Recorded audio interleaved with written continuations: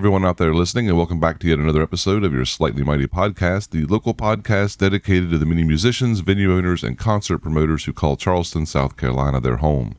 My name is Hop, your host and humble facilitator, and today's episode will be our lucky number 13. If you are just now tuning into the show and like what it is we're doing here, please note that all of our previous conversations are currently cataloged for free on Spotify, Apple, Amazon, and YouTube. You can also find various short video clips on the SMP YouTube channel if you're interested in seeing what it is we look like or where we are. If you would like to help grow the show, please share the show on whatever social media platforms you inhabit. As most of you probably know by now, I am a one-man production crew with absolutely zero budget, and I'm learning as I go, so I'm always looking for any and all useful feedback. For today's show, we are fortunate to have two very special musicians and frequent collaborators sitting down to discuss their experiences, knowledge, and craft with us, Mr. Wallace Mullinax and Miss Elise Testone. Wallace performs in many area bands like The Reckoning, Bears Gone Fishing, and Loretto. Elise leads and performs with the Elise Testone Band, the Amy Winehouse Experience, Elise Testone's Psychedelic Soul Party, Led Joplin with Wallace, a new duo with Graham Worley, last week's guest, a duo with Jordan Igo called Elise and JoJo, as well as many other projects that we will discuss together. She's a busy woman. Additionally, I'm quite excited to have a former guest stepping in as a special co-host for this conversation, Mr. Stratton Moore of Sex Brews and Folly Buble. Fingers crossed as we attempt to mixing it up a little with a featured guest turned co-host, so that the episode is slightly less than mighty, just blame Stratton. We like to start at the beginning here, so where would we want to start with the beginning? Let's talk with Elise. How did you get into this When world? I was born. No, I'm just kidding. When you were born. The beginning. Yeah, some early experiences, some training. So the life experience in general, just as a human, was always an awkward one for me. So I turned to singing and music and nature, mostly. Growing up, I would just kind of go in the woods and sing and, make up stuff on my own. And then a bunch of people would tell my mom, she can really sing. You should probably put her in lessons or something. How old was you when this was? I think I was like 3 or Oh, 4, wow. 4 Nice. maybe. Kid's got some. Yeah. And my mom's like, Lacey, you want to sing? I'm like, okay. So I started some lessons. She'll be a singer. She's like, I've always wanted to sing, so you should. And then my dad, he collected jukeboxes growing up, so he's always blasting records like every single day as he'd fix them, and I would just have. What were you listening to? Tell me. There was Queen, the Beatles, Bob Dylan. What's One Headlight? Who's that again? The Wallflowers? Wallflowers. Yeah. There was Tracy Chapman in there, Color Me Bad. Some Simpsons tracks, Sibling Rivalry. I don't know if you know that one. I mean, that didn't influence me as much, but The show The Simpsons? yeah, the show The Simpsons. They released an album. Yeah. Of just tracks. Wow. I had this too. They're really good. Like in the early Was 90s. Was the first one obviously the theme song, I guess? Well, no, it was No. like Bart rapping. It's Really? Bart rapping And like, stuff like that, yeah. Trouble. Well, the man. Wow. Yeah. Oh yeah, it's real. He's rapping about his sibling that rivalry. missed me somehow. I don't know. So, big influence. But yeah, Michael Jackson, a lot of Stevie Wonder and Michael Jackson, that influenced me a lot growing up. But Okay. yeah, and then I just started singing and never stopped. Did you take any training, some formal lessons? Did you go to college? We started lessons, I think, when I was like 4 or 5, and then I would do like recitals and things like that. But I always had undiagnosed ADHD, so it was hard to focus on the technical parts of learning. I just always was singing, so it wasn't until my later years that I got better at the technique part of it. And even now, like still growing all the time, Okay. not trying to push so hard when I'm singing, and like be a little more gentle with my voice so it lasts longer and is more impactful. Okay.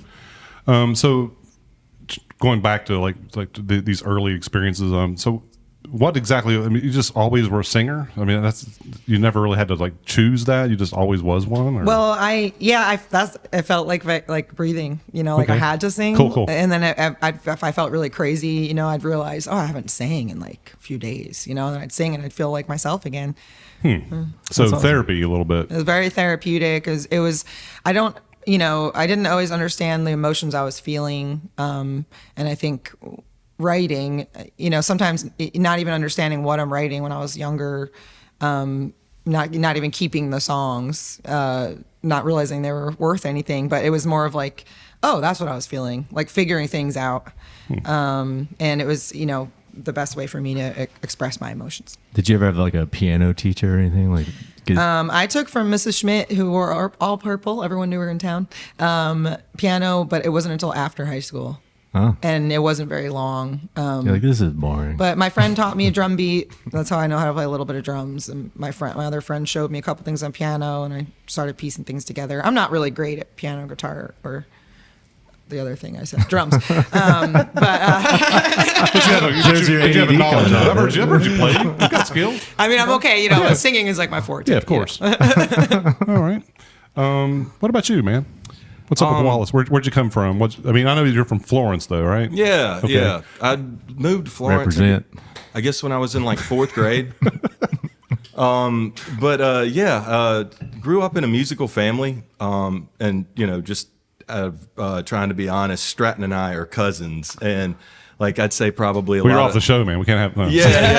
No. Just trying to put it all That's out cool. there, but yeah, like a lot of my early experiences were probably in like their basement in Hartsville playing guitar. Wallace turned us on to Widespread Panic. Yeah, Uh-oh. and probably Fish. Yeah, probably. Oh, nice. But Or yeah, Space Wrangler. y'all got me back with like Pennywise. Oh, And yeah. The Adolescents. Pennywise. we were What's that? We were I the don't next know. town over in Hartsville. We were a little punk. You know? Okay, that's a punk band, Pennywise. I'm not sure. Seriously, like I started out playing classical guitar.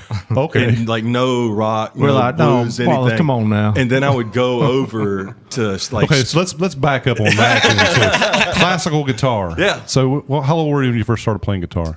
I was probably in like 7th. No. I was probably in 4th or 5th grade, but I didn't really take it seriously until Yeah. maybe 7th Okay. grade. It's funny. I remember when he wasn't very good, and then all of a sudden it was just like, wow, Wallace got really good. Right.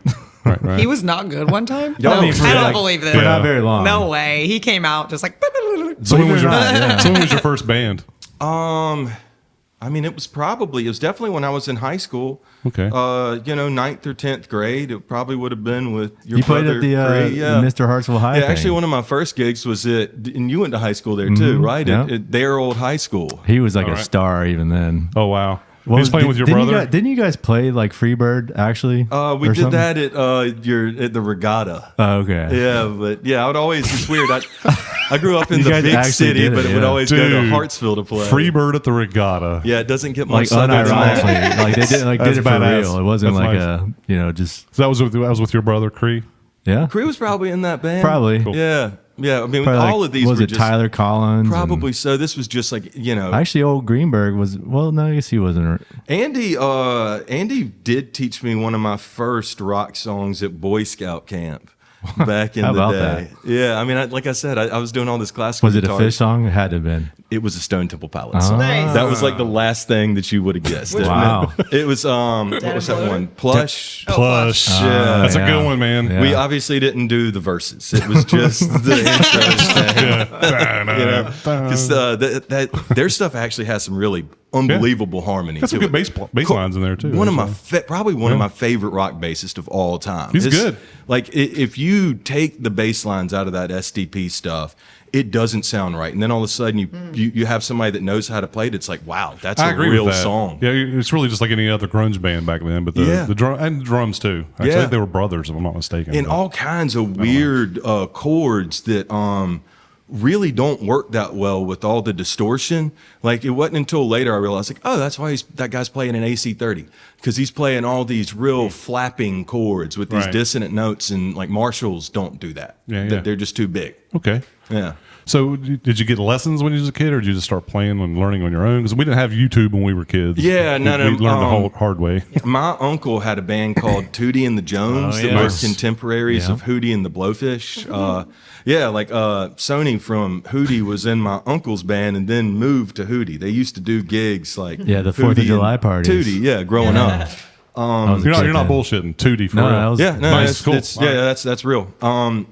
Anyway, Sweet. Yeah, he taught me a bunch of stuff, just kind of like this is the pentatonic scale type Right. stuff like that. But then I took lessons from whoever I could get in Florence, and then started traveling to Greenville a couple of times a year to take from Steve Watson, who's an unbelievable guitar player and educator up there. Still plays? Well, Steve, I think he's retired now. He was a guitar player in Bruce Hornsby's band and Dolly Parton's band, nice. and did a ton of session work in L.A. Like he's the guitar player on In the Heat of the Night and the A-Team and stuff like that. So, yeah, I think he was big in the Southern Cal jazz department there. But yeah, so you'd go take a lesson from him, and he'd like put the D chart from the A-Team down, Nice. and be like, yeah, this is the one that I played that you hear. So you can do that? Yeah, so it's or like Bruce Hornsby would be coming through, and he'd go like sit in at the Peace Center in Greenville. So,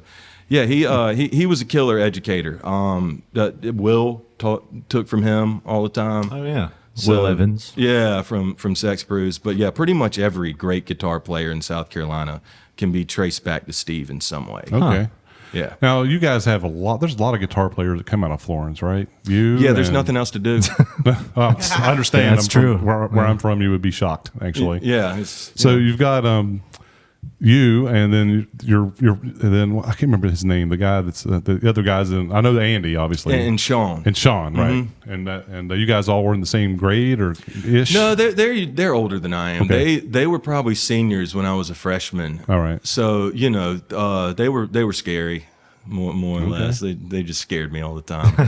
And are you like Elise? You always knew you wanted to be a guitar player, or you just kind of? When I was, I guess I'm probably about fourth grade, my mom was like, you have to pick an instrument, but you can pick any one. So yeah, I chose guitar just because I'd seen my uncle play so many times, and it just looked like so much fun. All right. If you had to pick a different instrument, what would it be? I love drums. I was gonna say, I actually I was more of a drummer in high He was school. an awesome drummer. I remember I was really frustrated because I was like, I'm a drummer and Wallace is like way better than me already. I was like, and he doesn't even play the drums. I was definitely a drummer more than a That guitar CB player. drum kid, Yeah, yeah. just I remember because that thing. everybody needed a drummer and nobody Yeah. needs a guitarist. Same for you, Elise. If you weren't a singer, would you be a drummer? Drums are sick. I do love the drums. I love the piano too. Until you have to bring them everywhere. Yeah. I do love the drums very much. Yeah. Okay. We both have funny. Yeah. Funny I wish I'd stories. learned how to play keys more. I think Yeah, that's wish I love would've the too. keys. that's the sleeper. I wish I right would have too. there. I remember the day my mom was like, you could either be in a football or you can take piano lessons. Like, I'll never need piano lessons, Mom. Yeah. Whatever. No, I love the piano too. It feels good. Nice. I heard you playing on online the other day. I don't know what. Oh, I was doing a tribute because Yes. like 4 people died in the last Yes. 5 weeks. So That was touching. Yeah, I it's was been like, rough. all right, I got to do something. You Yeah. know? And Yeah. your piano skills were great. It's, Sound like to me. it is funny though, like when you press play, when you go to do a video, like how it gets in my head so much, that's something I'm still yet to overcome. But live, I just feel like always so much more comfortable live, than having to calculate something for a recording. Yeah. So I definitely Pressure's off. Definitely did that a bunch of times because I wanted to make sure it was just like about the emotion and not like me calculating every perfect note, Right. More authentic. Yeah. Okay. So I feel like I got it. All right. So Stratton, co-host, you got anything to add there? You guys got it covered, I think. Okay. Cool. I'm just kidding. No, that's I mean, obviously growing up with Wallace, it was we always saw him as he was just good at everything he did. And I remember like he was a big golfer. He was like really good at golf. And I think you just decided that you just didn't want to play anymore. I've never been really good at anything other than learning how to do things. That's really maybe what that's my what it was. talent I mean, is. he was Jack of all always- trades. Like a little bit. I can really focus on something and get Yeah. kind of obsessed with Yeah. it and learn how to do it well. But yeah, that's why I like Stratton said, I started out as a bad guitar player. But once I kind of figured out little things, I would just start really honing in on them and just Yeah. trying to expand it. And I think I've been able to do that with anything I've been interested in. Okay. Yeah, Wallace has always been a pretty big inspiration for us. I was always like the proud cousin over there, I was always like, He I never know talks him. to me like that. I don't know what this is, but it Yeah, makes me this is- uncomfortable. Hey, you know what? No, he says a lot of nice stuff behind your back. Yeah. Yeah. You I put a don't bunch of say mics in front of use it people to your too. face. The Yeah. truth will come out sometimes too. Yeah. I know. I mean, I used to always say like, what would Wallace do? Like, because he's always good at like crafting like what he's going to say. WWWD. Or like how he's gonna handle something. Yeah, what would Wallace do every time? Because we're like polar opposites. With like, I'm a very verbal processor, and he's like more internal, like kind of like Reflective. thinks about what he's gonna say before he's gonna say it. So sometimes I feel like I've definitely probably given him mad anxiety. He's a but wise dude. you know, where whenever I want to like, you know, I think, okay, what would Wallace do? But those outbursts and like that, you know, It's not helpful. it's like that's worked a lot though. You know, like No, I we've don't been know. in situations where it's like, oh, okay, yeah, actually, she got that worked out. I probably would have had a lot more trouble with that. or you like hold me back and you'd be like, all right, send her in. Yeah, and then it's all seriously. Then it's all Like, fixed. Testone, you're up. Yeah, okay, it's good now. They didn't Yeah. like the easy way. Yeah. yeah. They didn't want to reason with us. So you guys, obviously, you're kind of like complement each other. Is kind of what you're suggesting here, right? I mean, like Yes. you're I'd say that. okay. So when did you start working together? Tell us a little bit about that. Was that Jason's wedding? Yeah. Oh yeah, When was this? What year? that's right. That must have been 06, Was it 06 around there. or 05? I know that my niece Rowan was born in 2007, so it was probably around 2006 or so. Yeah, something like that. I met his cousin, his brother, well, Stratton's brother, Jason, at college. He had dreadlocks. And Oh yeah, he was like your I was like, prototypical. all right, who's fish that guy? fan. Let's go. You know, and then we became like quick friends, and he's asked me to sing at his wedding, and he's like, "You're gonna love my cousin Wallace." You know, like he's, Oh, wow. he's just like you, like you guys probably won't even need to practice. You'll just show up, and I don't sure think you enough, you that's guys what didn't, happened. I We don't never think. even met. We like met that morning of the Okay. wedding. So Like, what was the song? Ripple? I know Ripple was one, and Oh, there was nice. something Can't else. remember the other one. I can't either. I feel like it was Grateful Dead though. Or it was a You and I by or something. Was that it? Was that it by Michael Bublé? Maybe. Because I remember it was one that I never really did. I remember I played mandolin on one of them, and I Whoa. don't think I've played mandolin since. Since I was like, I never seen you play. I don't remember that. Yeah, Michael and then Bublé. they had the band, a pre-existing band called the Freeloaders, and Mm-hmm. they had asked me to take over the girl. I can't remember who was doing it before. But. Her name was Andrea, and she was great. But we didn't play all that much anyway. I think she didn't want to play as much as we wanted to. It was, Okay. But I mean, that's Yeah, that been was so with long. what old Oliver Goldstein Yeah, that and was- Will Evans. Yeah, Yeah, and Cree. Yeah, and Cree actually. Yeah, that's Your- right. your brother, Oh yeah, brother. my other brother. Shout out to Cree. Shout out to Cree. He's a good guy. but it was Actually, I fun. knew him before I knew you. Oh, how about that? Yeah, Nice. back in the day. It's crazy how we all just kind of find each other somehow. you Yeah, know? it's a small Him and I town. didn't have a choice. But, No. You know. So Every y'all are first holiday. cousins, I guess. Second cousin. Second Yeah. cousins. Sorry, well, that doesn't really count. Yeah, our parents are. Well, my West dad Virginia and don't. his mom are first cousins. Yeah. Yeah. Our grandfathers are. Our grandmothers are sisters. So But your dad's a player. I played a show with your dad. And Yeah, you and old Jeff, Buzz Moore. Yeah, Buzz. Yeah. And all of you guys play? I mean, all of your families play? Do your parents play? My Your mom pretty plays much, piano. Yeah. Pretty much everybody plays or is involved in music in some way. My grandfather on my dad's side didn't play, but he was kind of like a legendary disc jockey in the upstate. That's cool. Oh, yeah, didn't our grandfathers play in a band Yeah, they together did. back in the day? My grandfather on my mom's side played saxophone, and Stratton's grandfather He's an was a upright bass player. Yeah. Oh, that's awesome. And they See, played in the same band. None of my like immediate family plays anything. But my dad likes to say he played the accordion, but you know he was like a little kid. He played. You got some Polish in you? No. You know, Julie Sonecki's got some Polish Hall of Fame in her. Oh, really? Yeah. Polish Hall of love Fame. Yeah, apparently some of her family's in the Hall of Fame. Heck yeah. Who would have thought? For real. Yeah, I could they see talked that. about it. Yeah, it was That's great. so cool. I was about to say, I can't tell if I you're being guess, yeah. serious or not. No, it's- No, he is. When's the punchline? No, that's for real. They talked about it on the show. I was like, I thought It's it was punchline amazing. too. Like, what the fuck? Awesome. You're like, cool. yeah, what's the joke there? No, but like my mom's side that I haven't really met, they're all musicians in Italy. Oh, sweet. But I've never met any of them, so I never had it around me at all. Like the jukeboxes was like the extent of everything, and I grew up in a predominantly white town, and you know, people were doing stuff. And That was in New Jersey, right? in New Jersey. I was going to ask earlier. And actually, ironically, like 25 people from my small hometown that doesn't even have a post office live in Charleston. Wow. You know, my friend Brian, he owns the Sunrise Bistros and the Oh, Top wow. Sale, and yeah, all my friends are spread Charleston's out so all over this hot. whole area. that's kind of nice. So, which is crazy. Like, Yeah. there's so many. Kinnelon is my town. So many Kinnelon people here. So it's nice. This is like home for me in so many ways. Yeah, yeah. But yeah, I would love to like get out there. You know, so it's one of my goals to get to Italy and meet all those people because apparently they're like one teaches at a college. They all play instruments, violin. wow. and wow, there's Yeah, you gotta do that. my mom's grandfather, Red Frangipan, was the conductor for a jazz band. Wait, what was that name? Red Frangipan. My mom's original name was Lucille Ann Frangipane. Lucille Ann Frangipane, and then she changed it. So Wow. it's Luann. That's a tongue twister. Yeah, I know. It's kind of cool though. And then she dated Mo, Larry, and Curly. But anyway, so that's my background. I didn't have that. I always wish I had that. Family that played music. I thought that was like the coolest thing ever. Yeah. So I right. made my own families once I went to Coastal. Yeah. Music's kind of a family too. Yeah, it is. So let's talk about a song. So the first song I want to talk about is this song from the Alan Evans Trio, which I guess you're working with them, or are you full time? That was a one-off thing. I'm sure we'll do more. Okay. I wrote to another track that Alan sent me for another project he has called 7 Day Weekend. Okay. But that has yet to be released. It's like a dance track. It's pretty interesting. Nice. I actually really like the way it came out, so I was wondering what happened to it. So It's not released yet, though. No, it never was released. We never. I did I'd like love a to get a demo sneak for peek it. of that. Yeah, I know. I'll share it with you.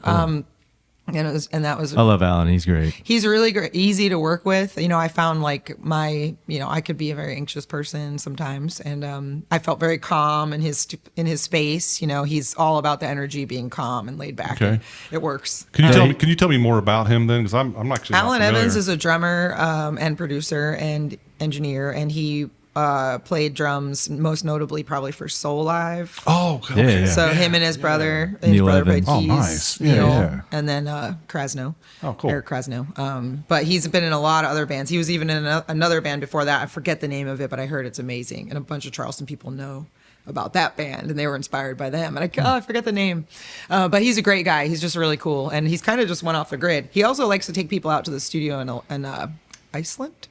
And a lot of musicians have been going there, like Mono Neon and just sweet. a whole bunch That's of people. cool. They've been making records at this really cool studio in the middle of nowhere. So he's kind of half retired and he's just working recordings. Yeah, he kind of and stuff? just That's I think he's awesome. just happier doing Yeah, that kind of thing and yeah. like going to bed at 9 and getting up at 5 Nice. kind of vibe. Yeah, I got workout. to meet him on Jam Cruise a few years ago, and he was just like the nicest, coolest guy Yeah. ever. Like he No like, drama. Yeah, he just sat down and had like a conversation with me, just so down to earth. And I was trying not to fanboy out too hard. Yeah, but I know. I was like, "You're so live, you're awesome," you know. Yeah, I know. He when he asked me to do the song, I was like, I'm like, be cool. I'm like, yeah, I think maybe I can do that. I could probably make time He for is that. so funky, man. But I was like, that I'm like, feel, right? But then I couldn't hold back my, because I have no filter. So I'm like, I've been waiting 20 years for you to ask me this. So what kind of what kind of projects kind of like attract your attention the most? Then? Oh man, good music. Just good music. Because he sent me that track and it's very simple. It's bluesy, it's simple, it feels like vintagey to me. And for me, I don't know, it was something that I wanted to do more of because I feel like I make things kind of intricate with like the arrangements and the stuff. Okay. So it was nice to do like a stripped down thing, like just a trio. I like the way I like the way your voice sets in that mix too. There's like a little bit of a distortion. It kind of gives It's it like more of a vintage feel. lo-fi Yeah, it's like a little bit of a lo-fi warm tube kind of Yeah, sound. that's kind of like, I feel like that's like more in lately with some people that I like. Yeah, AI's also caught onto that. But also but on the total opposite spectrum, this guy, I was in all these videos with Vic Firth. They do like VF jams, and that was probably the coolest experience of my life, I think. But from that, I got all these random people following me from different countries. Let's hear more about this awesome experience of your life. Tell us. Oh, the Tell VF us. jams. Yeah, tell us. VF jams. It's have you ever seen the Snarky Puppy family dinners? Not the family dinners, no, but I'm really familiar with their music. So though. what they would do what they did for this is it's a live studio recording. Oh yeah, with yeah, a yeah. live audience, yeah. and everyone has Yeah, headphones. the headphones on. I don't know that's what they called that. Yeah, and then so what they did was they brought in I think 5 or 6, maybe 7 actually, drummers, and they would be like the feature drummer, and then the same band for each song of like 15 people. It was a huge band. It was me and 2 other singers, and then instrumentalists that play with Katy Perry, Beyonce, Justin Timberlake, Justin Bieber. They're all in the room. It was just such a cool hang, and just an honor to be a part of it because they used our voices a lot as instruments. So really, most of the tracks we weren't singing like full lyrics, right? But then I was featured in like the only lyric song, oh, and then nice. that song it kind of like went viral. There's like I don't know how many views, but over 1 million. Nice. I think I haven't looked lately. I hope I'm It's not like 1.3. lying right now, but I was featured with Stevie Wonder's drummer. Stanley Oh, that's Randolph. cool. Wow. And then from that, like every once in a while, I guess the thing gets around because like every few months I'll just have like a slew of drummers following me or reaching out. Okay. So, The worst. So the reason that's true, I know all these annoying people just banging on things. No, I'm kidding. I love Asking you it. for money. No, they're like Trying to deliver you pizza. they're so cute though. They're like Sleeping on your couch. like some of them like so this guy from India, what's his name? John Paul India. If it's wrong, we can edit it. But no, it's John Paul. He's a really good guitar player from India, and he reached out and saw it, and he asked me to collaborate with them on a cool. song. And it's like completely opposite of that Alan Evans song where it's just simple. Theirs is like All over the place. yeah, and it has like 4 sections, and they're like like it's super funky. It's super like snarky puppy vibe, ghost note. And I wrote the lyrics and melody and all the vocal like little things. Oh, cool. And it's just so totally different from that. So to answer your original question, which was like, what music do you like the most, or what are you drawn to? Is that what you asked? Yes. Well, what attracts you to it? I don't know. I mean, because that's so different, right? Because Right. I like the simplicity of like laying my voice over Alan's song, but then I loved like the complication of like creating ideas and nestling them into this like roadmap of chaos. So when you're like approaching something like a snarky puppy level, like complex arrangement, how do you get your head into that? I mean, are you just thinking of yourself as an instrument first, kind of like contributing? Or are you trying to think of the lyrics first? Are you writing the sheet music? Are you writing the music out? Or No, I don't write notes out. I listened to it a bunch of times, get it in my head. I asked him where his head was at. Like, what do you want the story to be about? Okay. He decided for Alan, it was totally free.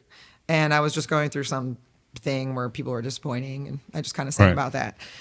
For the Indian song, they modeled it after an episode of like Yosemite Sam with Bugs Bunny. Right.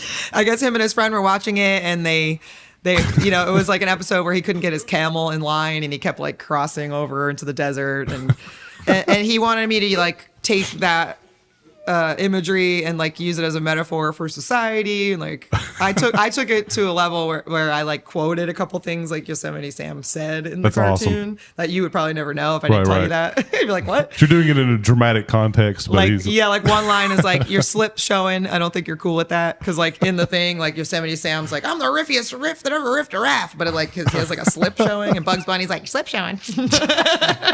So I was like, I gotta get that in there somehow. At first I tried to be like, the riffiest riff that ever riffed a raft, and I was like, no. Super weird. maybe too on the nose. It's like like I don't want to quote it that way.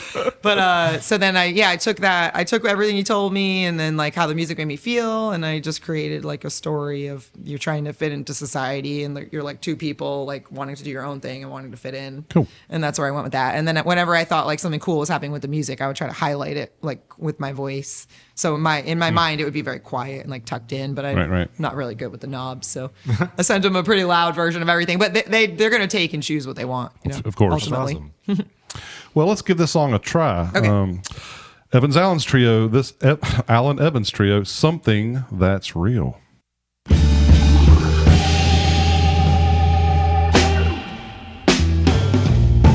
You keep trying to push me, but I won't move till I'm ready. You're always making it your duty to leave me alone. Just tell me one thing that's true, and I might follow you. Instead, you're building the illusion that I'm the one who's wrong. Oh, no, no, no. Why do you always tempt me? If you're just pretending, I'll only give my all to something that's real. Oh, no, no, no. Now you know the deal. And if it's something I just don't feel, then I don't owe you nothing, no moment in time. No, no, no, no, no, yeah. Your lack of compassion makes me wanna take action on the strongest path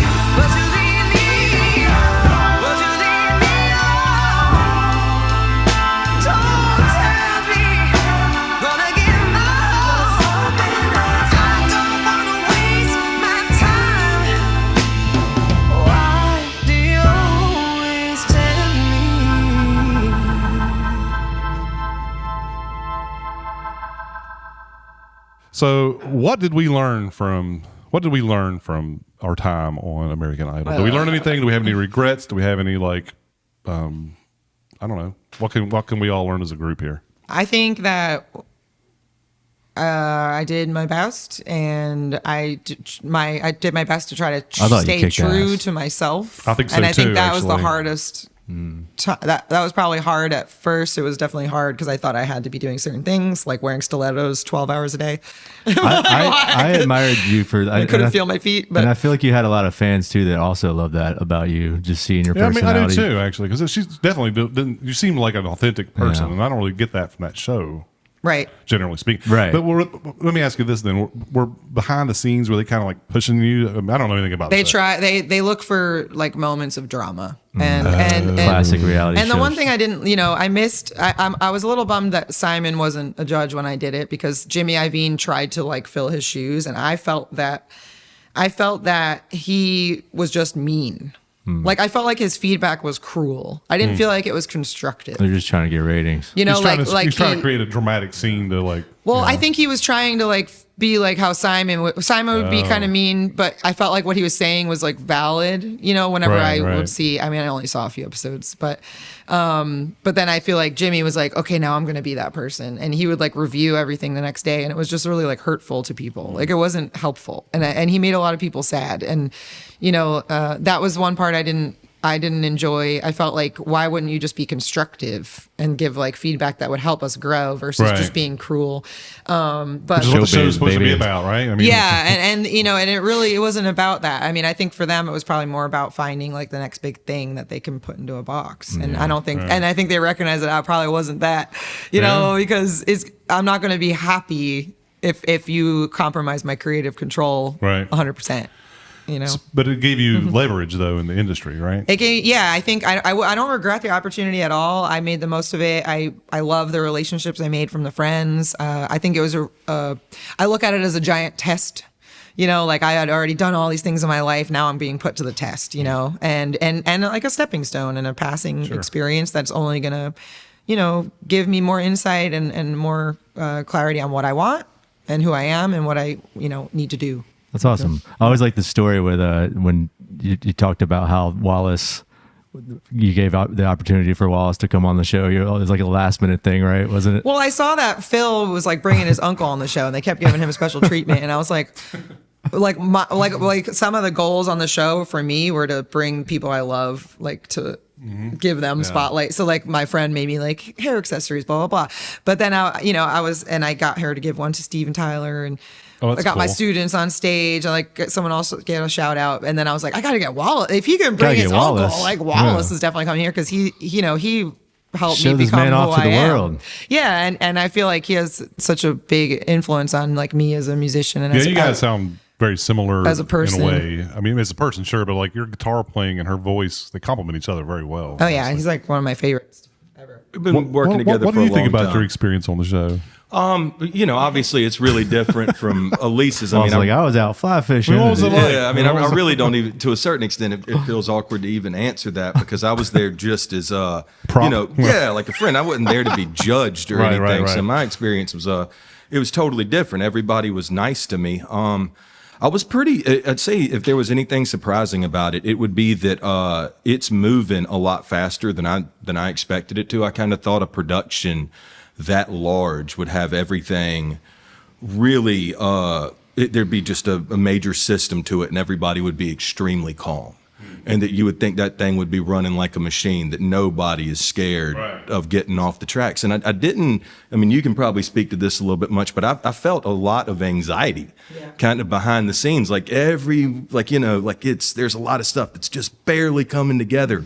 And like when they let me check, I mean, you can't even really honestly call it a check. They threw a twin reverb up there and they handed me a cable and said, 1, 2, 3, let's go. Yeah. Oh my God. I was Jeez. like, we gotta do it again. Yeah, I mean, it was like So you didn't have a pedal board, nothing, just No. There was no, hey, get comfortable there. It was like, okay, y'all are up. All right, can you hear? And it's counting off. And it's like, whoa, I literally just plugged this thing in. So Jeez. you have to refresh my memory then, because like I have only saw the show when you were on a it. long time ago. Right, it was a long Yeah. time ago. I mean, there was a 1,000 people there, right? I mean, it was a big crowd there. Yeah, at least. It didn't feel as big as it. Obviously, everything looks bigger on TV. Yeah, it looks crowds are going to insane, seem a lot bigger. The room itself didn't feel as big as they made it seem on TV to my eyes. It's at probably least. like the music hall, maybe, or not, but not set up like that, Right. You know, and maybe even a little smaller because there's not like a top tier. I don't think. So it was a sound stage kind of. It was more like Okay. and then they actually shot Dancing with the Stars in the same building. Okay. I used to sneak in the lights and watch in the rafters. But yeah, it was. I also feel that they created a little bit of anxiety behind stage on purpose. Like there'd be times where I'd be like walking out and they'd be like sewing up my dress that was like wide open or something. Like Yeah, I mean, as I walked onto stage. Yeah, like everybody Oh. is just scurrying around Scurrying, back yeah. there. And there are all these little like there's really no rooms. It's like these little areas that the scaffolding of the stage creates, and that's kind of where you're hanging. And there's just like chaos all around these little rooms. But you got I did get to talk hang with Brian May. Yeah, we both because did. he was Yeah, trying to get out of That's the way cool. of that Oh, too. wow. Yeah. So right. he, So he's you from- know, he's Just start place to shooting the hide. shit. So, you know, I just got to hang out with Brian May backstage. I happened to jump in one that I saw was unoccupied. Brian's like, this is crazy. And then he jumped in the same one. So, and for the same reason, I think. Yeah, I mean, I get was out just of the kind of way. hanging, and all of a sudden somebody came up behind me and started talking to me, and, you know, I'm looking over my shoulder, and I'm like, I know you're talking to me, but I don't really feel too comfortable responding. Can I get an adult, please? Yeah, like, can he sign something to make sure that he's actually talking to me, that I'm not just about He to was so ass it cool. up? Yeah. But That's cool, man. Yeah, he was super nice. He was asking me what I was playing on. We were doing a Hendrix song. Yeah, I remember that, yeah. You know, get any guitar player interested. So he was unbelievably nice. Start Yeah. nerding out on He your. was so nice. Yeah, and honestly, that's probably the reason that I thought it made the most sense that I even went to help you at all, because their players are obviously wonderful, but a Hendrix song, the guitar goes with the vocal in a really specific way. Yeah. And she and I played that song a Sure, million sure. times. Yeah, So makes anybody sense. else, it's going to be a little different. Yeah. You know, at least with me, you get what you're used Did to. you get a rehearsal with the band even? Yeah. One, but it was like, But I didn't feel like the drummer was like with us the right way in the intro, and then they were like annoyed at me for trying to fix it, and then I'm pretty sure Ray Chu just went back there and played the drums and pretended it was the other guy yeah, it was for the run through, just so I would shut up. Odd. They're like, shut up. Yeah, it's the check on that is not nearly as comfortable as you would expect it to be. I mean, it's pretty God, much that's got to like, be exhilarating. got super limited time here. Get up, do it, And then the lights come on, and you're just like, And it's all such a right. big deal. Like you Yeah. want to feel comfortable, you know. But And that's was part that of the live? test. That is I part mean, of it's the more or test. less Sure, live. Yeah. Man. So how did you deal with that level of pressure? I mean, like I've been playing music since I was a kid too, you know. But I mean, I've never been on a stage like that in my life. I would probably die. Yeah. How do you deal with that? For me, it was pretty. You know, it's one thing to screw up your own thing, but to screw up your friend's thing, was, you know, Extra that was, pressure. Yeah, man. No shit. I actually, I would have. It would have been easier if it would have been my thing, Right, Because right. that I would have taken, you know, the loss on it. But I was, really wanted to make sure I did a great job for Elise. So yeah, for me, it was like, okay, just stay in time. Number one, I know the song. Just stay on the click. Just bury it, You basically. did great. You did great. I just Yeah, watched yeah. it the other day. I was like, oh, wow, that's Yeah. cool. And the reason I wanted to do that song was because, like, back in the day, he really wanted to play it, and I was like, no, I don't get it. Like, I'm not into it. Like, I we didn't know actually, that. it was That's- the only time I've ever seen him Wow. actually be a little bit upset with me. Like, and he barely was upset, but like, he doesn't really do that. I knew it I would can be imagine perfect being for it. upset. But Yeah, and but he was just, I forget what you said, but I could tell that like it upset him that I said no.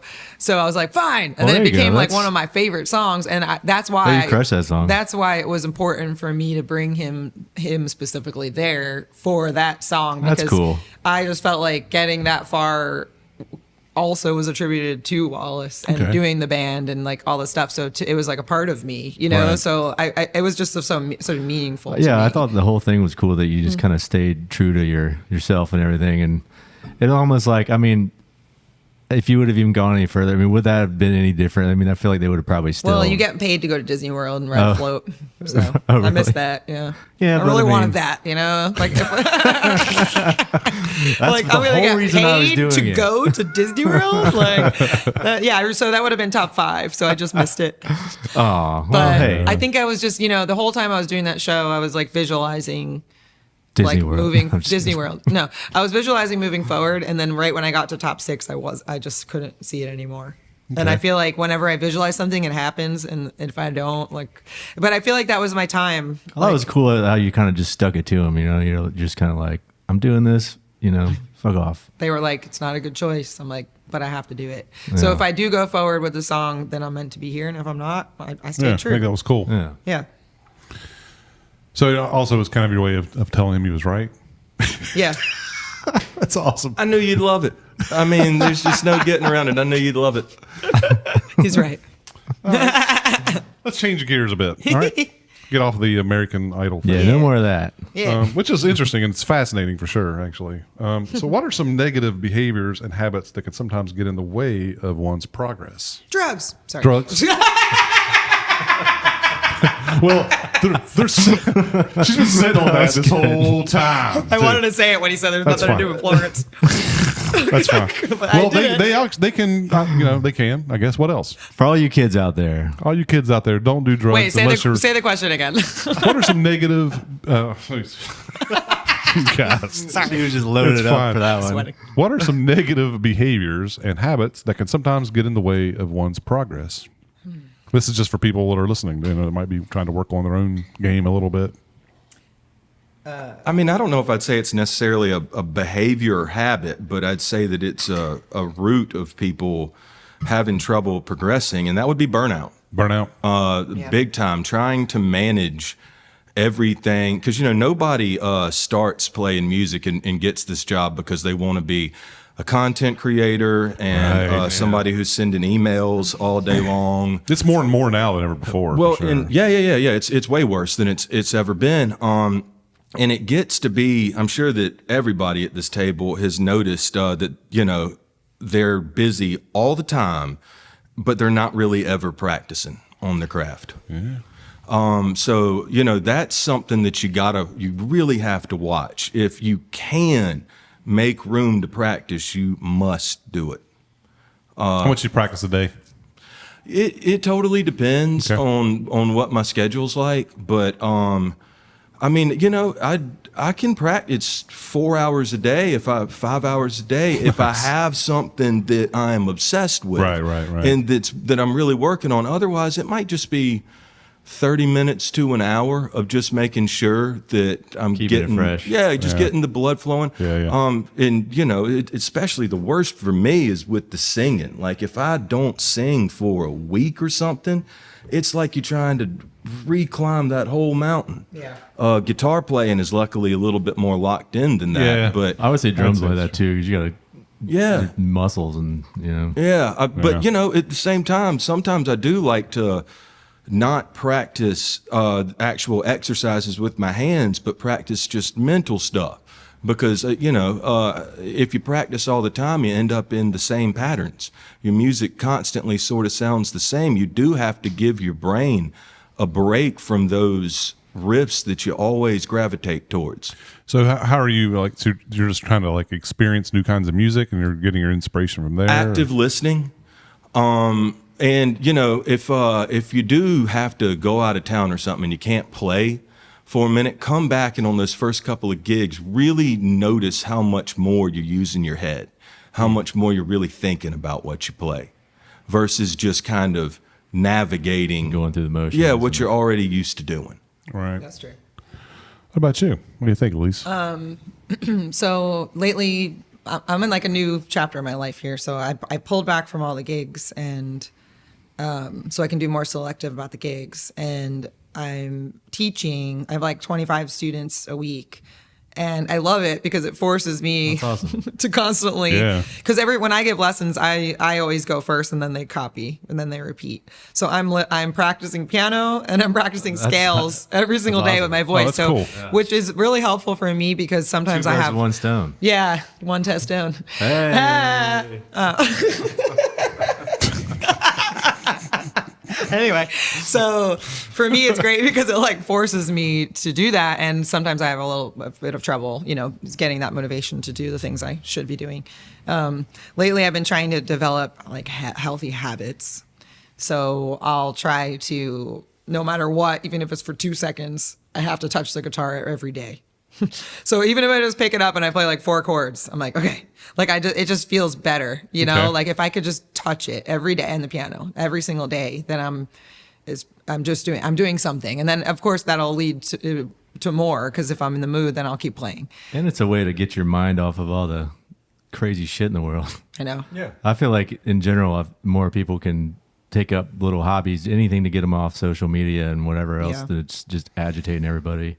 I know. Well, you could see like a lack of like, I don't know if it's like substance or what it is. Like with certain, there's some people certain ages that are younger that I get along with really well, but then there's other people like, especially like dating like someone younger or something. Like, there's just such a weird disconnect that like they'll be like so advanced or smart about some things, but then like totally missing the etiquette of like just behaving like a nice human. I don't know. It's just weird, and you can like see it visibly, and it's Yeah. totally because of that like digital world.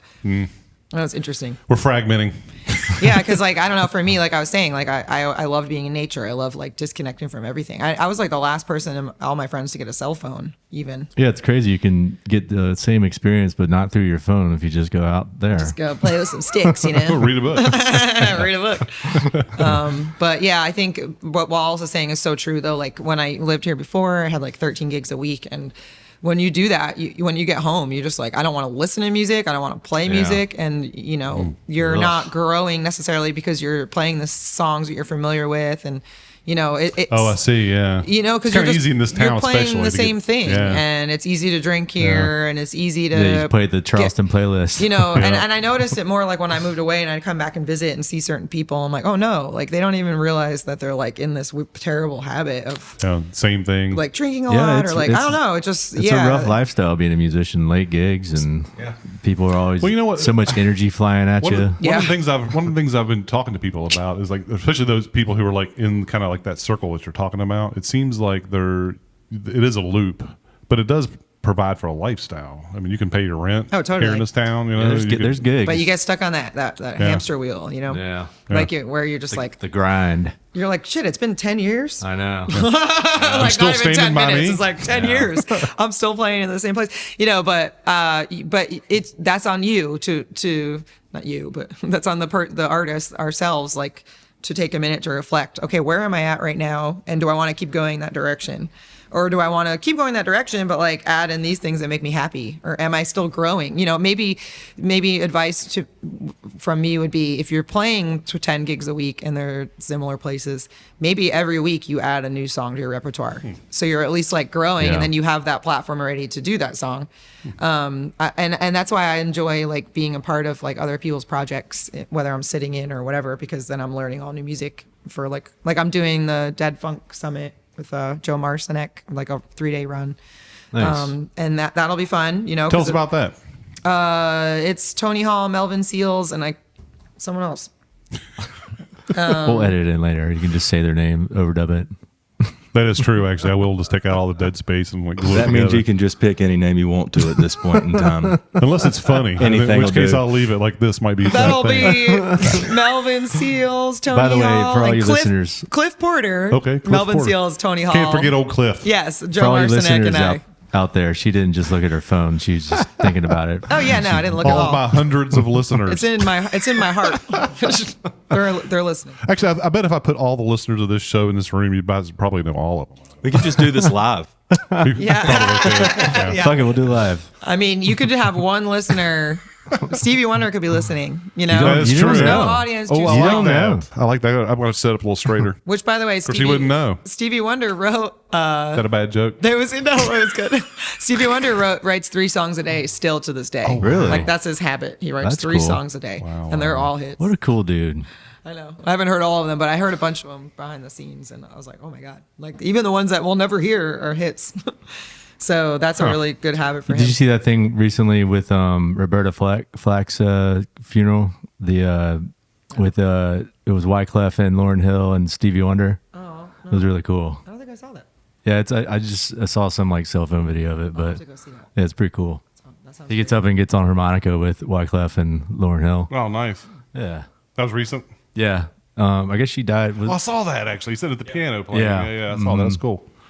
And we're so the Dead Funk Summit is playing in Asheville Music Hall and That's the great. Rialto Theater and in Pawleys Island actually. So make sure you get your tickets Flying now. Disc Festival. Well, no, because this will be in Well, May. yeah, but it'll make sense then. No, But she's because totally that's in right. April. Well, it'll be in the Never past. mind then. It'll be in the past. And those shows went awesome. So you guys missed it.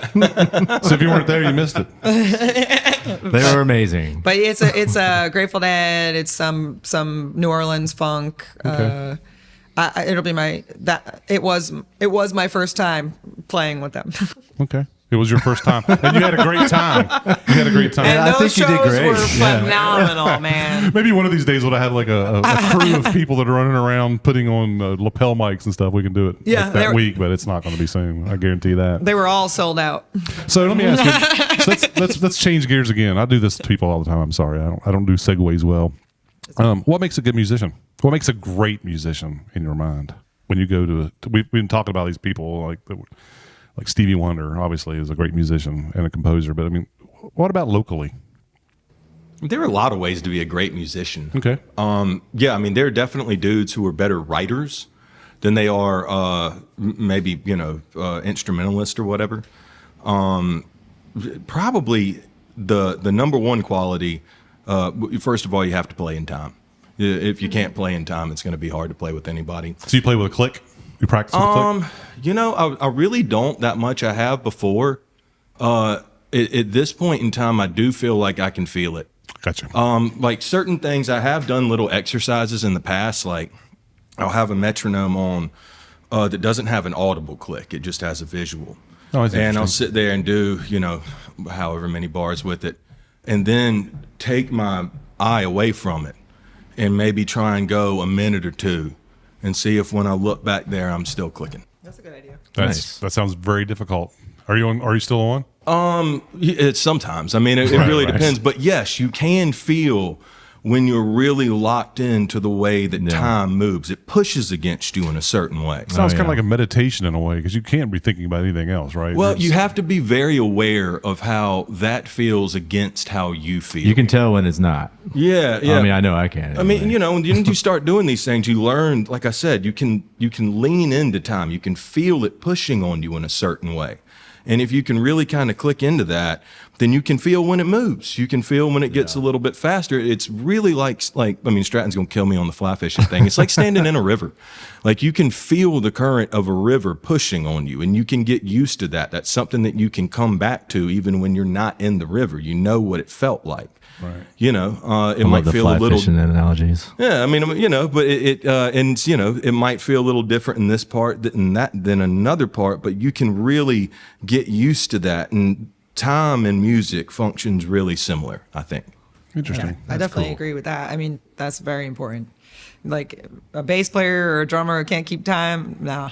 Yeah. Like you're gonna ruin everything. Or it's funny. But- Sometimes you'll see a band that everyone's just playing in different time, but they're just having a blast anyway. Yeah, or like one person did in And you're tune. just like, whatever. They're just some dads having some good time. you know? Yeah, that's no big deal. It's fine. They're dancing to their own beat. I'm not gonna critique them too much. You know? Yeah. They're having a good time. This is the beat that they made. But This is the beat they agreed on. yeah, this They're is the playing beat at that- TGI Fridays. You know, I mean, Yeah, come it's on. fine. They got their lapels.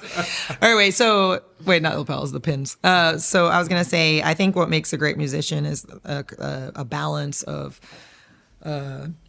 skill, passion, ego, Ego in check. and I think that you have to have some sort of a little bit of your ego needs to be in the forefront if you want to.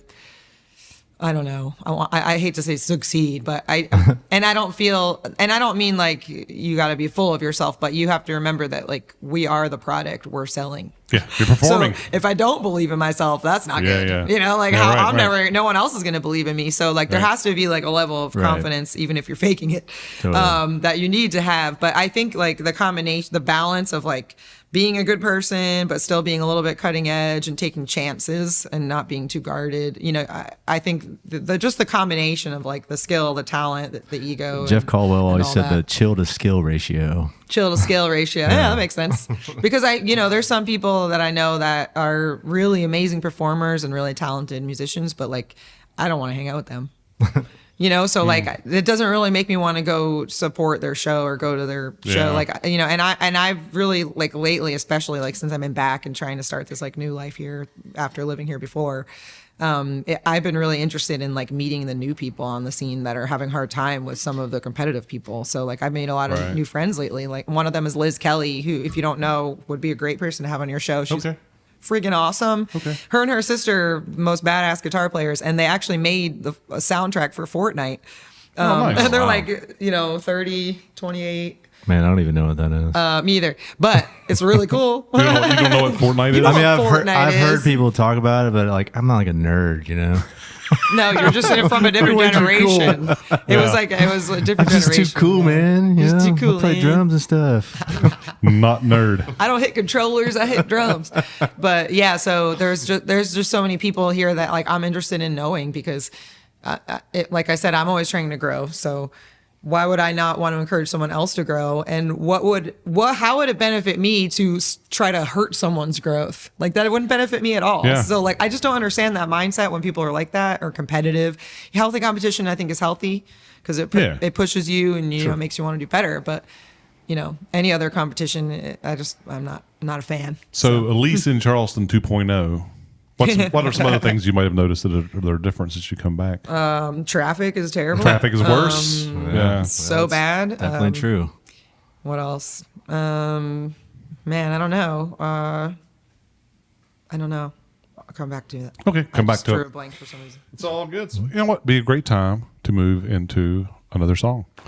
Let's listen to Wallace. You have a band called Loretto, which I'm a huge fan of. I haven't seen you play yet, but I listened to all your music online. It's great. I crank it at work. It's one of the few things that my coworkers will let me listen to loud. cool. Yeah. It's good chill. It's good chill music. That I was it. like pretty much the idea. Yeah. That's exactly what we wanted people to Yeah, I think do I with remember that music. you talking about the recording process with that. When what was it, Jonathan Peace on the drums? Yeah, And yeah. He said like, "Don't wake the baby." Is that Yeah, we had a little mantra that was just "Don't wake the baby." We thought about how we're all actually listening to music, how we're consuming it when we're not playing it, and when you're younger, you listen to a lot of stuff that's kind of pumping you up, and Yeah. it feels great, like when Yeah. you're going out or whatever. But as you get older, that's happening way less. Yeah.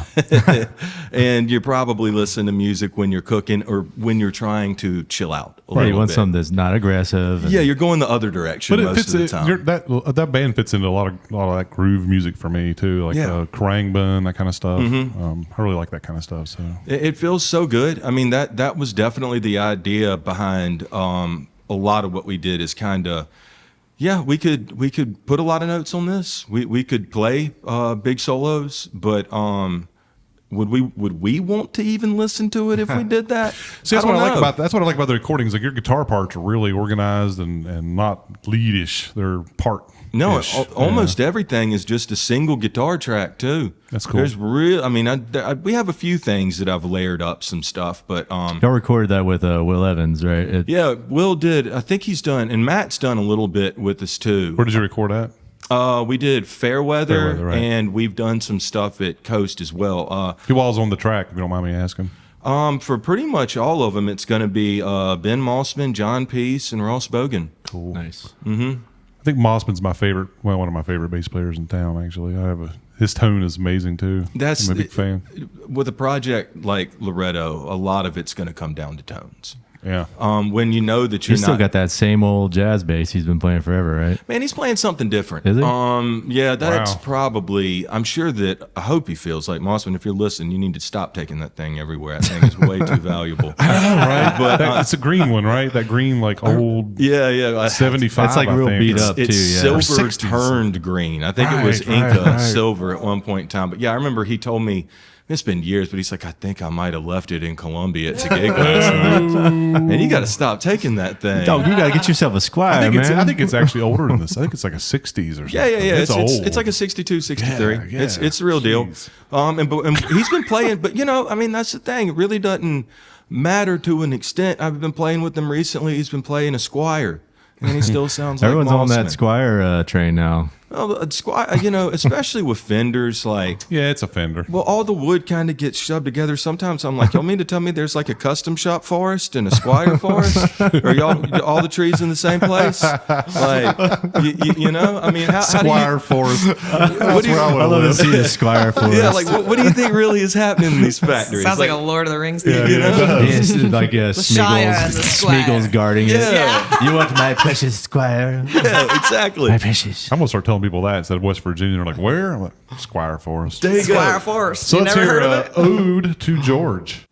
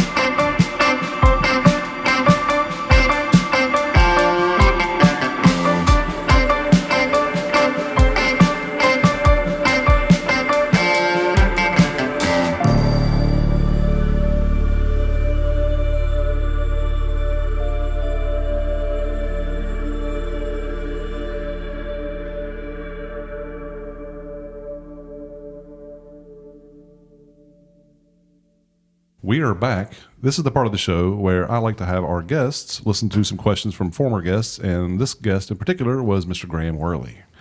So for Elise, I would ask, what does she think the one thing is that you must know in order to be a successful singer? The one thing I must know. The one thing. The one, and there has to be one. The one thing I must know to be a successful or singer. anyone.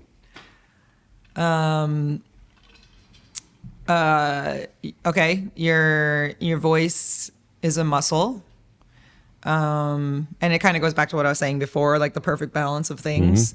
So I think to be a successful singer, well, first of all, success is what you want it to be.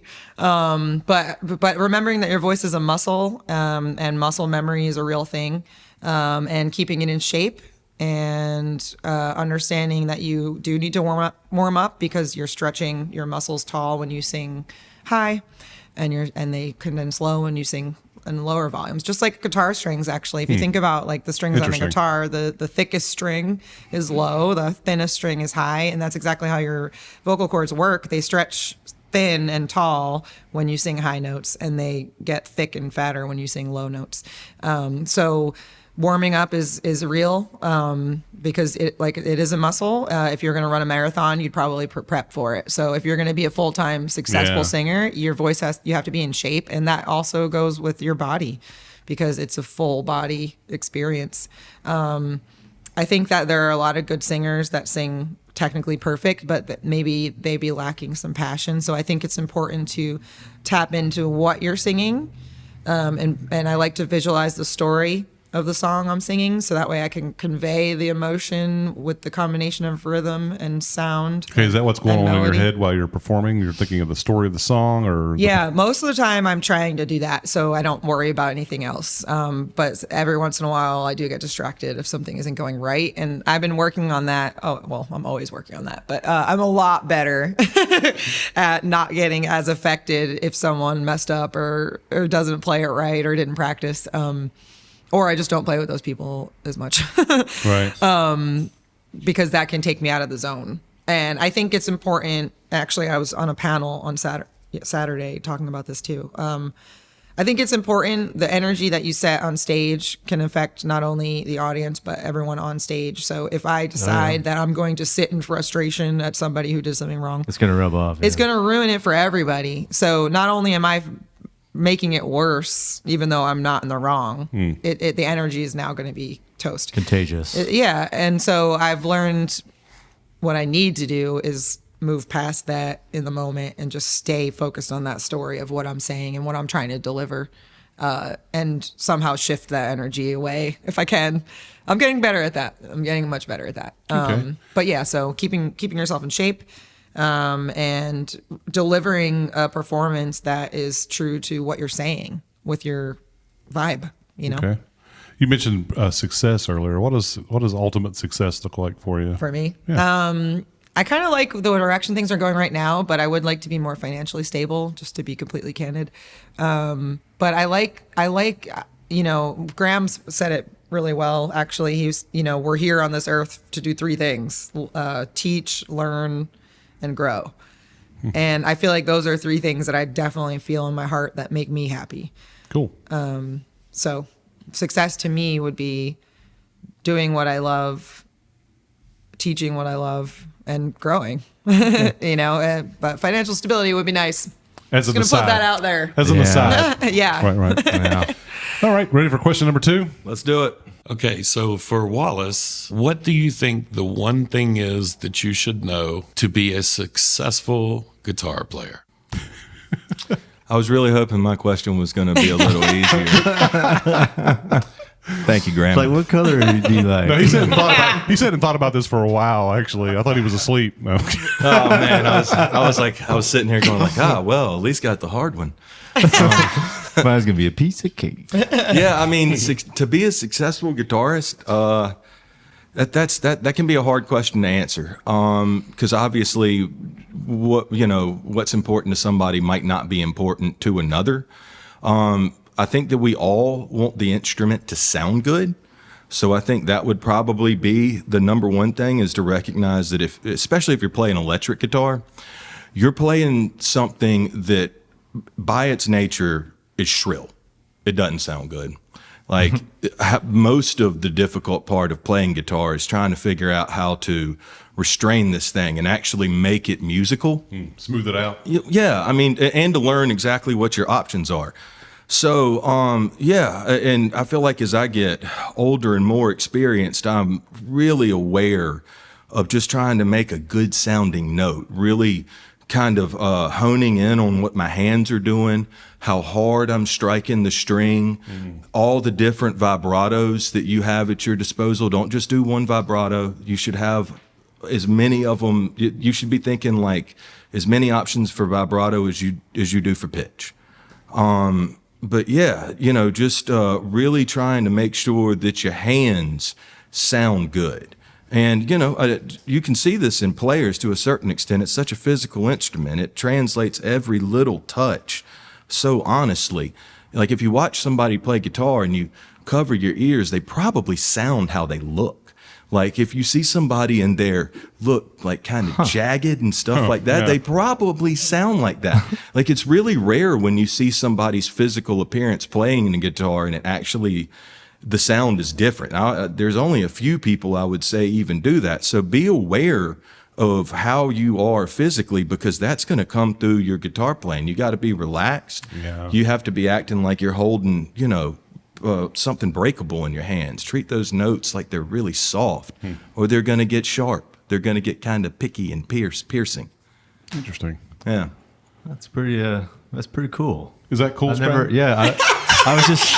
I was just picturing like some guy dressed like he came from Hot Topic in the way he plays, like I love Hot Topic. he's probably playing like, some 41 or something. And Well, and I mean, it's really, you can tell by how somebody's hands move. It's going to sound like that. The person who's playing it too. Yeah. Like I had some serious back problems in the last several years, and I was getting to the point on stages where I was like sitting down on a stool, and then I started slumping, and I was in all this pain. I lost like 70 pounds. I mean, I'm not a waif fella at the day, but I feel a lot better on stage. I feel like my performances are going up a little bit. Yeah, being in shape definitely matters. It matters. I always have back and shoulder problems. Yeah, I'm slumping right now, actually, but Yeah. I'm trying to not do that anymore on stage, because I started thinking, like you said, like when I started recording stuff, I was like, what do I look like to people that are sitting out there? Like disinterested assholes, what I look like. It's going to affect how it sounds. Yeah. yeah. Like Yeah, totally. it was too. Yeah. Yeah. Absolutely. Yeah, that's so true for singing too, because it's like you want to think like you're engaged from like your feet to your head. Like and if you're not, you almost lose a little bit of that energy that's going to help you like stay in tune. Right. And I think sometimes in our heads, like we might even sound, I can't remember if this is a fact or not, but I think it is. I feel like what we hear, it's like a little bit tiny bit flat almost, like in your brain. So it's like you really have to work to like be on that pitch. And I feel like I bend notes a lot on purpose though. Like I might be like under the pitch on purpose because it's like a stylistic thing. It's cool. It's very bluesy. It's not because like It's kind of part of your, like, definitely a blues presentation sometimes. yeah, it's like kinda bluesy that. Yeah. jazz comes out in my singing a lot. But yeah, it's definitely like a full body energy. Cool. To keep that going. And yeah, I've been working lately. Like I realize I have it's called like A-list, Dan-list. So I'm like over hypermobile. So like my ligaments and stuff, like they move and they might tear easily and stuff like that. So every day I've been really good at not missing a day. I'm doing like shoulder exercises and something with my arms. And I feel like it just makes everything so much better and more open to be able to sing and like move my neck freely and not be like in pain, like trying to move my head. yeah, I got to go the distance. It really helps Yeah. to be in shape. And this is the part of the show where Stratton gets to ask Yeah. questions. My illustrious co-host for the show, and thank you by the way for yeah, coming back here. thank you. You're the first person to take me up on the offer, actually. Yeah, hopefully I'm not getting in the way too much. I'm just kind of hanging out. and- I'm loving it. Yeah. I'm loving it, because I always just blame you for whatever Yeah, going forward. like the mistake earlier. What's Right off the bat. Stratton's like, oh, these are cool. These good. are her You say bands this. for sure. First one. He texted with such authority. Definitely mention all these. Yeah. I'm a great co-host, No, you are. Probably still fucked No, him up this at is, the beginning, but, whatever. So this is pretty important stuff. I think this needs to be talked about. What do y'all think about the new Dairy Queen on Folly Road? Well, Fan. No, I'm just kidding. That's not my question. they ran out of ice cream the other day. I just passed it on the way here. I was like, oh man, Lots Dairy of traffic, Queen, huh? good cheese curds. And that's about it. That's got all I cheese really need to know. Yeah, they got good cheese curds. Didn't I know like that. cheese curds a lot. Do they got foot long hot dogs? I hadn't explored the menu. I haven't had a hot dog in years, man. It's part of the whole weight loss thing. I stopped Just eating that we're shit. just talking you know, about being healthy. I was like, what about Dairy Queen? You know? No, that wasn't my question. I was just kidding. So I was telling Hop over here about this earlier. I was listening to Apple Music recently, and it suggested this band. And I started listening. I was like, all right, I'll check it out. And it was really cool. And it was really cool and vibey, kind of almost like the Laredo stuff. And then I did some digging, and I saw that this band had put out like 5 albums in 2025. And I got to thinking, I was like, no musicians that I know other than like King Gizzard and the I was getting ready to say Wizard King Gizzard might, yeah. are putting out But, that much in like that short of time. lot. So then I did some digging, and I found out it was AI music. Oh. And I was immediately just irritated because nowhere on there did it mention that it was AI music. There was like no tag or anything, but it was like, I was even more mad because I was like, I like this. Yeah, that makes me mad too. And you showed me some of So- the albums look legit. I mean, it looks like a legitimate presentation. And so it got me thinking, like, what in the state of the world with AI music becoming more popular, what do you guys, how do you guys view that to, do you see that as like a threat to us, or do you feel like you can use it as a tool to help? So, I don't know. I mean, my immediate response was threat. Right. And our friend David Keller, I brought him on he's good friends. Brought him on a trip to my cousin's wedding and in Jamaica, and he had just made like 5 AI songs and was so excited about it. I was like, yeah, listen to it. And I love your Keller I was like impression. getting like legitimately triggered by it. I was right. turn it off. I'm like brushing my teeth, and he's like in the bathroom, he's like, one more, and it's like David Keller is the best. I was like, and I was like, and I know I hate it. He really like was so excited about it. But that's really catchy. I was so mean to him, but he's so nice. He didn't care. But I was like, I'm right at that moment. Whenever he was playing it for me, I was just feeling like I was already like having such a hard time, and now I have to compete with this like robot, And so that was my first thought, and then my next thought was like months later. Like a lot of people do use it as a tool, and it can be really helpful if you're stuck, like where you could plug something in. I haven't done it myself. I haven't like bought any apps, or I don't even know how to do it, but I know people who have, and it has helped them like find what they're trying to say, and then but there's a lot of laws with it. So I wonder with that band that you heard. Yeah, that's I don't even how do they understand who's getting the royalties or right? Like anything. I think if you do use AI, there's a lot of like fine print that people can get in trouble. Yeah, because essentially you could just So I don't you could know. just I write don't any like it. AI song and put it out on streaming services right now, right? Yeah. What do you think? I mean, first of all, it's coming. It's already Right. here. Yeah. So trying to think about a way to stop it is probably not a good use of your time. It's Well said. yeah. Wallace always has the wisdom. He's always logical. Yeah. That's sort of where we He's are. like, no, I don't like that. Let's stop him. Yeah, I mean, it's both. It has pros and cons. If you write pop songs for a living, you should probably be really worried. Well, yeah, I I could see that being. if you're hanging out, 'Cause they're almost there anyway. I mean, because I mean, they're essential. I'm they're thinking like technically there. Yeah. gym playlist. I mean, all that music sounds like it's AI anyway. And like bro country tunes, you can ask it to Yeah. spit one of those out, and it'll do it just about as good as anything you see on the charts. So where it has a lot of information to learn from, it's going to kind of succeed more. So if you're playing on the outskirts of that, you might have more room to develop your own spot, and I wouldn't expect it's going to try and do that as much. And people might not want to program it for that, because that's usually where the human element Right. is the most appreciated. Yeah. Yeah. So it, like it imperfections and yeah, I mean, Yeah. if anything, as a musician, if this worries you, it just means that you need to really do everything you can to establish your own fingerprint. You True. need something that, regardless of what's going on in your genre, is so tied to you that you're just not really worried about. Do you think it might be the end of like recordings though? In a way, I mean, like it seems like you're suggesting that like the live performance. I would mean, be we're kind worth- of already there. Think about how little money there is in recording.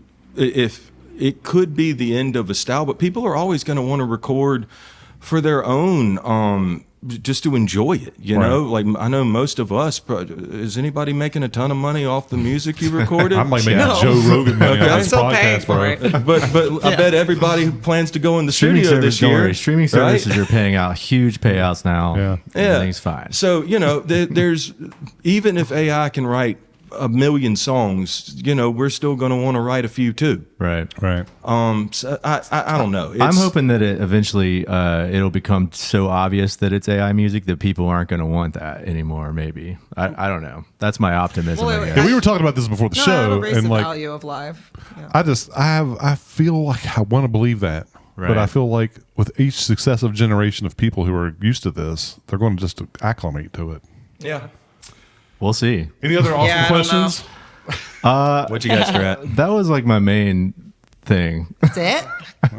Yeah, well, I didn't write anything down, and I kind of just thought that He I was got the like, one.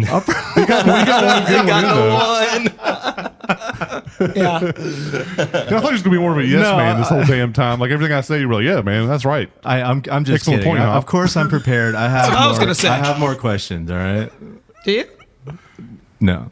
Nothing at all. No, I'm just kidding. What would you say to the younger folks about you mentioned earlier about the you're a teacher, so what's your main thing? And obviously with the growing technology and everything and no money in music, how do you keep them going?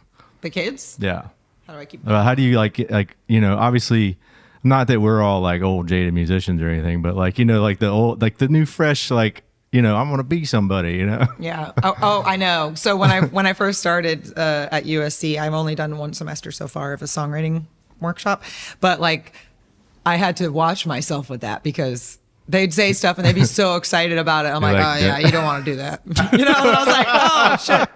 I should not- we're gonna do the battle of the That bands. seems like a good idea on the Yeah. surface. And then but, I was driving home and like every time I would leave that class, I was just like, did I guide them right? Like I just care so much. So I'm like sometimes I'll even lose sleep. I'm like, what did I say? Like, was it inspiring? I get it, And yeah. I remember driving home that first day being like, shit, I'm like totally jaded. I'm like, I gotta not show that, because they're still excited. Right. You And don't it's want to ruin new it to for them. Yeah. Yeah. And they're, and so But that, like, listen, that's a kid, good there's question. gonna be some letdowns, all right? Yeah, I try to be as like real with them as I can without, and then it is a balance of like not bringing too much of my own experiences in Right. where it's a negative or Right. steering them. But like, to be honest, they're teaching me so much because they're so far advanced with their abilities. Right. I've never seen that before ever. Like in all the teaching over the Music Unlimited and where are we right now? Oh, we're in James Island. Sorry, I thought we were at the other Maybank. But like teaching there, like it's just such a difference. Like Well, there's so many that resources available generation, online. The and stuff now. resources, and then Yeah. like all the programs they know. Like I don't even know all the names of all of them, but they would come in with these like full composed scores. Oh, wow, Like with yeah. every part, and like one of them was like J-pop. Like, what even is that? And and everything was just incredible. One girl, every song was like a hit. So I'm over here just like, I'm not intimidated by you guys. They inspired me so much, and yeah, once I looked at myself more and like how I was talking to them, I adjusted that. And I used it more like, okay, here's something I learned from this experience. Maybe you can avoid that, and try not to have like a tone with it, Right, because right. they need to Just, like, figure it out for very- themselves. Yeah. Yeah. Because you don't also don't want to be you don't want it to be like sunshine and flowers all the time either. Yeah. Yeah, it's got to be real. Well, That's what my- teaching's all about. A little bit Yeah. of real too. Yeah. And my biggest thing for them was like as simple as like follow your gut, because I think one of the hardest things as a young person coming up, and more so a female in some cases, is knowing that like you have good points and your voice matters, and sometimes when you're younger you just kind of go into things like thinking everyone knows better than you do and you have to take their word for it. And there's been a lot of like pushback for me like throughout my life where I'll be in the studio and the engineer's giving me his like opinion in the middle of my take, and I'm like, but I didn't ask you, and I didn't know how to say no. And that crushes the confidence. Yeah. Yeah, and just knowing that like at the end of the day your gut is probably telling you that something is right or wrong. And I think it's hard to always have that confidence when you're starting out, and you can get easily taken advantage of or swayed to do something you didn't believe in. And so my biggest thing with like the class was always trying to encourage them That's cool. to follow their gut and like be brave to speak up if you don't like something respectfully. That's cool. Yeah. Wallace? Easier said than done.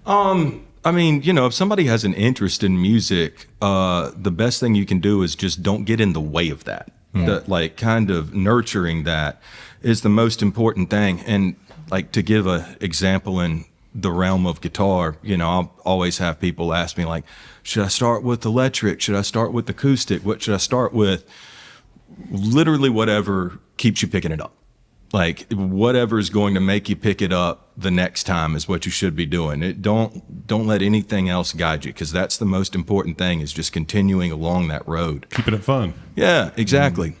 As far as people who, and that's not necessarily for people that want to do this for a living. I think that's for anybody. And you don't have to do this for a living. I think that it's a wonderful thing to play music, even if it's just for yourself. You're never going to play for anybody. That's great. There's a lot of value there. You can get a lot out of it. If you want to do this for a living, as I think everybody's kind of hit on, it's not the easiest thing in the world. There's a lot of headaches with it. You'll know pretty quickly whether or not this is for you. And I think the major tell in it is this getting in the way of other things? Like, are you having trouble with your schoolwork? Are you having trouble with these other jobs because you just can't stop thinking about this? Like, is it just so consuming that you really feel like you're about to drop the ball on a bunch of other stuff? Well, then this is probably for you. Right. You need to go ahead and just jump and dive into that and go ahead and let your mind think about those things. But if you don't have trouble, doing another job or something like that, maybe that job's for you, and music is just something that you can actually enjoy. Because once you do turn this into a job, it's going to change the way you feel about it pretty significantly. And that love of music is going to take some pretty big hits. You're going to kind of have some come to Jesus moments with it. Right. That's true. So, it's a lot to consider. It's not, and it's a different path for everybody. But yeah, I guess that's what I got on it. Yeah, no, that makes sense. That's a great answer. Wise. Thank you for that. Honestly, I've never been able to like do one thing myself, so I appreciate that. Actually, I've always kind of been all over the place. Yeah. Maybe I have a little ADHD myself. I think everyone does. We all got it. So let's hear one more song. Okay, this is "Lucky Day" from Elise's album, and you're both on this song. The other two, I don't think I really clarified that, but the first one was Elise only, and the second one was Wallace only. And this is both of them rocking it out. Here we go.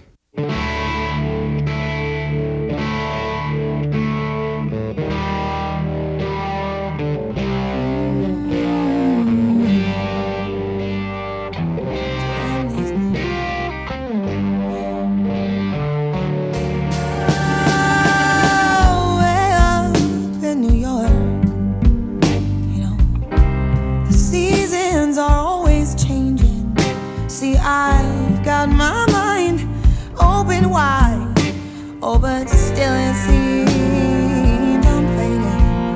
Will I find nothing but the blues? Oh, what can I say?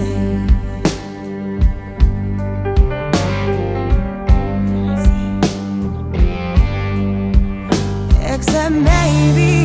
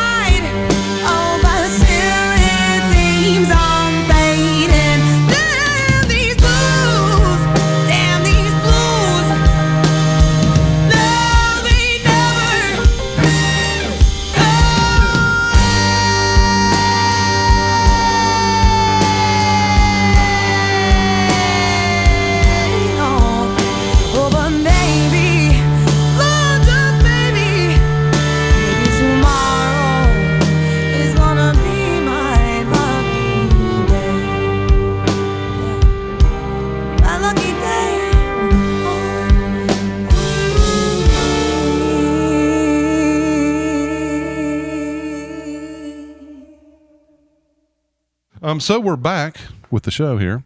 Some final thoughts and some questions that I like to ask. How do we improve the scene? What are some things that may be missing? What are some ways we can make it a little better? What do you guys think? Well, first of all, I think there's a lot that we can point to that we're doing right. And it's important to not lose sight of that because you talk to people that hang out in New Orleans or Nashville or New York, which I know Elise has done, and they come down here. And one of the things that at least I think I frequently hear is, man, this place is great. Everybody supports one another. The bands aren't so competitive. And, you know, that is just so fundamental for the success of a scene. Really, we're making good music. We got great venues. We got great people. We need more attention. So to a certain extent, things like, you know, this podcast, that's super helpful. Anything we can do to draw attention to what we're doing here is pretty good because most people respond to it positively. But yeah, I mean, that's probably the major step. Of course, there are minor things that we could do to put that in motion, but man, that'd probably take a long time to go through. Fair enough. Elise, what do you think?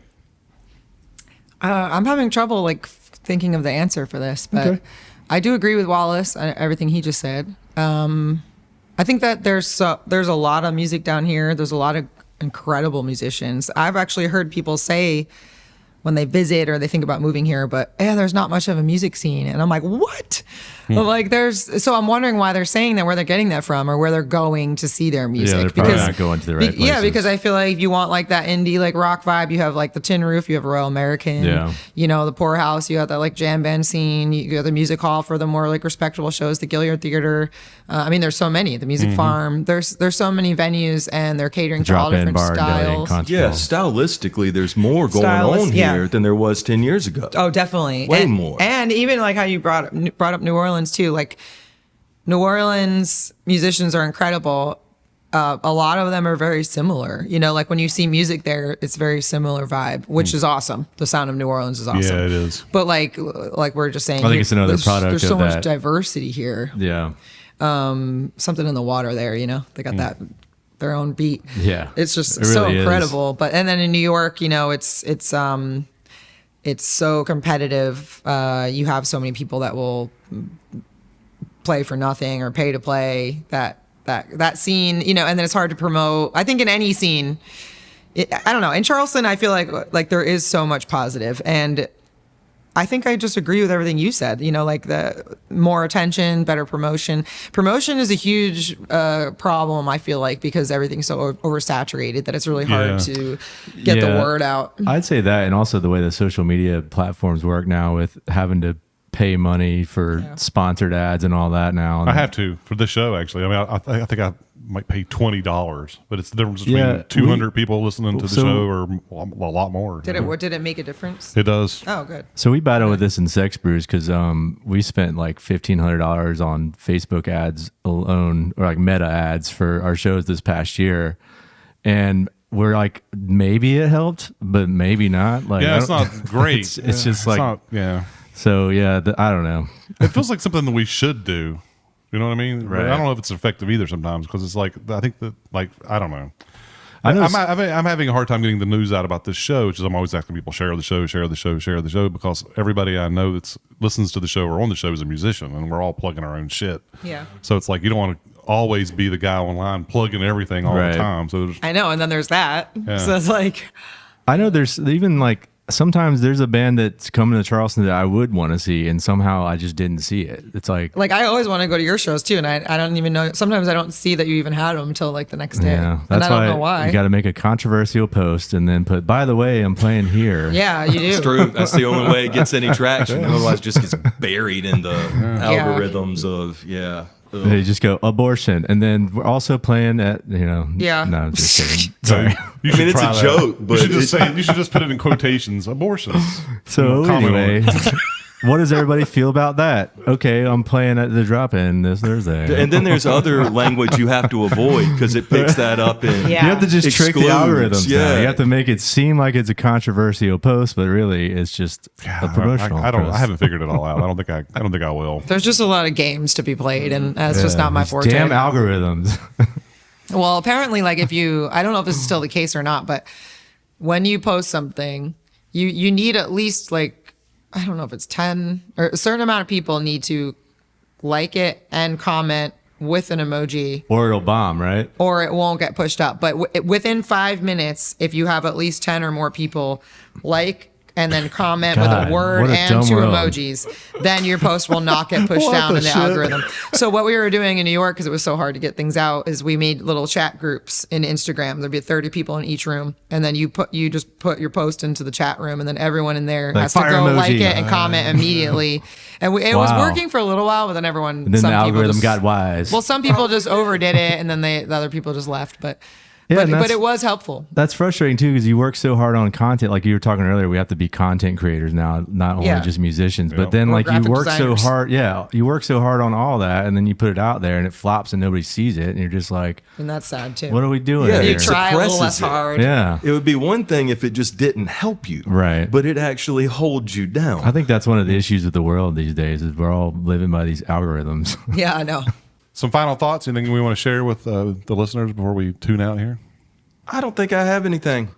What's your upcoming shows after May? Yeah, what projects do we have on the horizon? What you got going Obviously, on in- not in the immediate horizon, but in the year, 2-year horizon, I guess. Yeah, I would have to look at my calendar. We're in that Well, time Bears of Gone year. Fishing is pretty new, right? Yeah. Bears Gone Fishing's active. that's cool. Reckoning's Yeah. active. Loretto's going to be active. But yeah, it's that time of year where it's like every weekend, you Right, know, right. Yeah, and during the week. You can see Wallace anytime, pretty Yep. much.